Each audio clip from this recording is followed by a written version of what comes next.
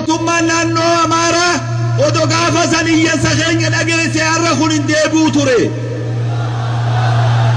Waan guyyaa san laaffisanii lafa kaayaniif deebi'e. Ammallee mootummaan federaalalleen waan kana yoo daddafii furmaatan goone bakki rakkoon irraa dhuftu nu biraami, rakkoon achii dhufti. Rakkoo amantii qofaami, rakkoon Itoophiyaa diidullee achirraa sodaatamti malee nu biraami.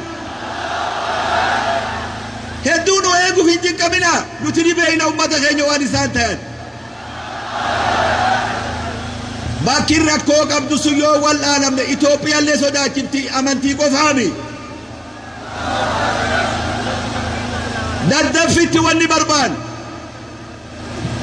qixa haqaatiin wanni sun furmaata yoon argan ammas waan biroo fiddi wanni sun nuti akka warra Dirree Dhawaatti karaa sirrii ta'een rakkoo buute sanni balaaleffannaa daddaffitti ummata saniif hayni isaanii akka bahu barbaanna. Kana booda ummata keenya namni khanniisni yoo nama jige khanniisa nama ciniinurra khabala namtichuu khabaluu isa irra miidha jaantu.